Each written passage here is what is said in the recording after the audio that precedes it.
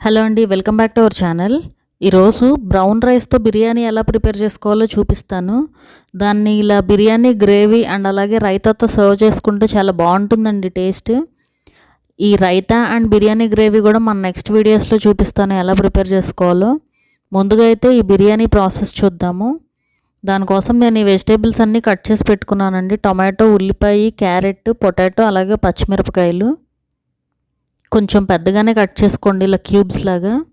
And అలాగే brown రైస్ని నీట్గా క్లీన్ చేసుకుని ఒక 20 మినిట్స్ పాటు నానబెట్టి పెట్టుకున్న రైస్ అండి ఇది. సో దీన్ని ఇలా పక్కన పెట్టుకోండి.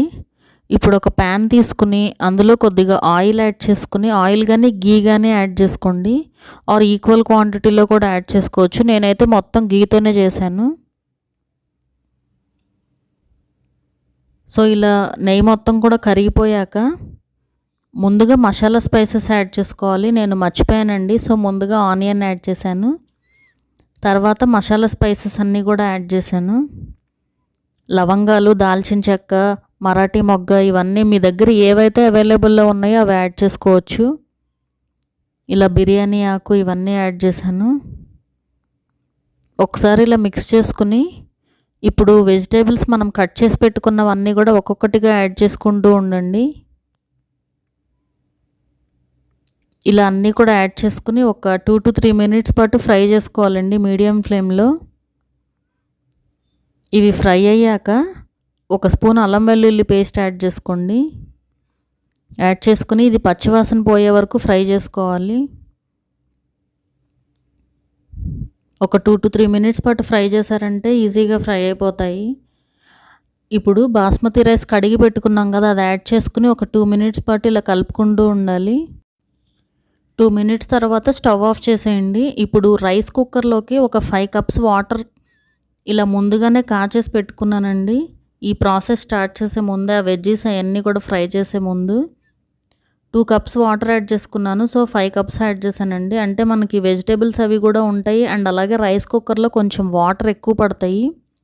అండ్ అలాగే ఇది బ్రౌన్ రైస్ కాబట్టి డబల్ కంటే కొంచెం క్వాంటిటీ ఎక్కువగా యాడ్ చేసుకున్నాను. ఇప్పుడు ఒక 1.5 స్పూన్ ఉప్పు యాడ్ చేసుకోండి మీ టేస్ట్ని బట్టి. ఉప్పు యాడ్ చేసుకుని ఒకసారి ఇలా కలుపుకోవాలి. అండ్ అలాగే గరం మసాలా కూడా యాడ్ చేయండి. యాడ్ చేసుకుని ఒకసారి కలుపుకోవాలి మొత్తం. సో మొత్తం అన్నీ కూడా నేనైతే టొమాటో మర్చిపోయానండి, తర్వాత ఫ్రై చేసి యాడ్ చేశాను మళ్ళీ టొమాటోని. సో ఇలా ఒకసారి మిక్స్ చేసుకుని మూత పెట్టేసి ఆన్ చేసేయండి ఈ రైస్ కుక్కర్ని. ఈ రైస్ కుక్కర్లో చాలా బాగుంటుందండి టేస్ట్. ఇదొక టేస్ట్ వస్తుంది మామూలు కుక్కర్లో చేసిన దానికి ఇది. సో ఇలా ఉడుకుతూ ఉంటుంది. టొమాటో నేను తర్వాత వేసానని చెప్పాను కదా, అందుకే పైకి వచ్చినాయి అన్నీ కూడా. సో ఇలా కొంచెం సేపట్లో ఉడికిపోతుంది అనుకున్నప్పుడు ఇలా కొత్తిమీర, పుదీనాతో గార్నిష్ చేసుకోండి. మళ్ళీ మూత పెట్టేసేయండి. అది ఆఫ్లోకి పడిపోతుంది కదా, ఆఫ్లోకి పడిపోయాక ఒక 5 మినిట్స్ తర్వాత ఓపెన్ చేసి చూస్తున్నాను. సో మన బిర్యానీ అయితే రెడీ అయిపోయిందండి. ఇప్పుడు సర్వ్ చేసుకోవడమే. ఇంకా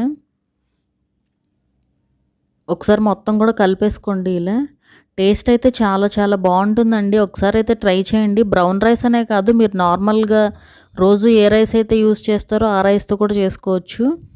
అండ్ అలా ఇలా బిర్యానీ గ్రేవీ అండ్ రైతాతో సర్వ్ చేసుకుంటే చాలా బాగుంటుంది టేస్ట్ అయితే. ఆ వీడియోస్ కూడా నేను లింక్స్ డిస్క్రిప్షన్లో ఇస్తాను. అవి కూడా మన నెక్స్ట్ వీడియోస్లో చూపిస్తాను ఎలా చేసుకోవాలో. మా వీడియో కనుక మీకు నచ్చినట్లయితే సబ్స్క్రైబ్ చేసుకోండి. అలాగే ఆ పక్కనుండే బెల్ ఐకాన్ కూడా క్లిక్ చేయండి.